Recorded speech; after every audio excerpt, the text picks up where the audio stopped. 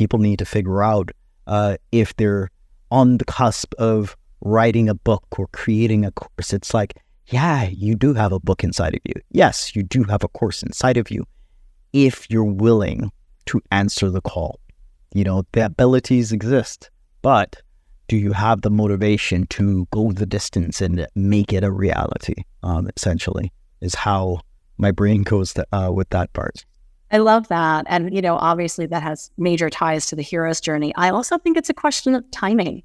There's a reason that in all of our favorite stories, the heroes are of a certain age and they have a certain set of life experiences. So many of the times they're like between 16 and 25. Like they know enough to like not die in the wilderness, but they also aren't so conditioned to certain elements of society that they're not willing to go against that, where their beliefs aren't so cemented that they're not willing to try something new. So much of great fiction is really looking at a very certain age group, and I think that's really fascinating. I think for authors and course creators, it's really, are you developed in your ideas, not, by chronological age or by years in business, but are your ideas developed to the point where you can wield them as tools to go out and create change? That is one reason why I very, very rarely, I'm not going to say never, because I have done projects like this and they've been amazing, but very rarely do I work with people who are like, I want to write a book to start my business. Like, no, you don't, because your ideas have not been road tested. You don't even know if your sword is sharp. You don't know how this is going to land with people.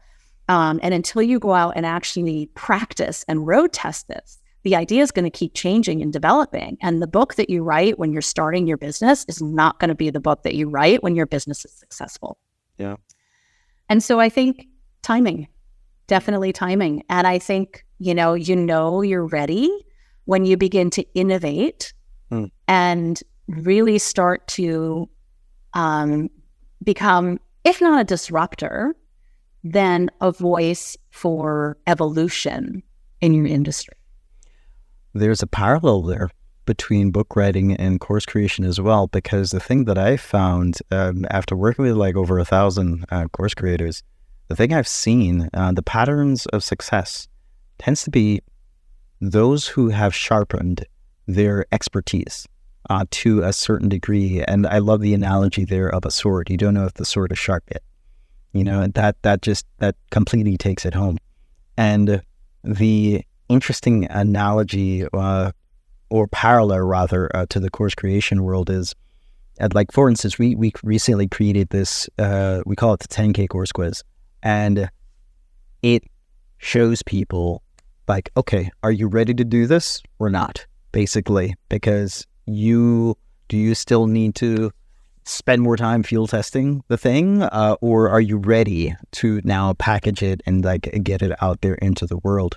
And one of the qualifiers tends to be either the amount of testimonials / case studies that they have produced for whatever subject matter area, proof of results essentially, and then another being just time in the field, like sharing and developing the expertise. So I really like that analogy of, okay, well, is the sword sharp?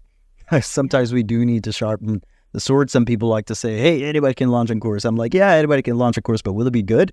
Will it help anyone? That's a different story. Exactly. And, the ideas that we develop in our minds, the way that we first develop our core concepts and our teaching pathways, we develop them that way because that's how they work for us. And that's how they work for our learning style. That's how they work for where we were when we first started engaging with the material. Yeah. The ways in which we see our material and our expertise are, I would say, rarely the way that our audience sees them.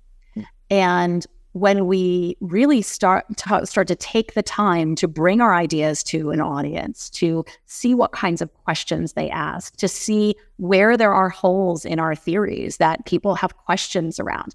Until we do that, our idea hasn't gone through its maturation process. Yeah. It's like, trying to, I don't know. I always think about like giving the baby the torch in a barn, That's, it's not a good idea because, the baby doesn't have, and this is not to call anybody a baby, but until you have the experience to know what is going to happen when you put your idea out there, then how could you create something that's meant to be of service without you actually leading it? So there's an engagement and a development of ideas that happens when we're actually teaching them, actually presenting them. And the more we teach and present our ideas, the more we will hone in on what serves, what doesn't, what matters to people, and frankly, what doesn't.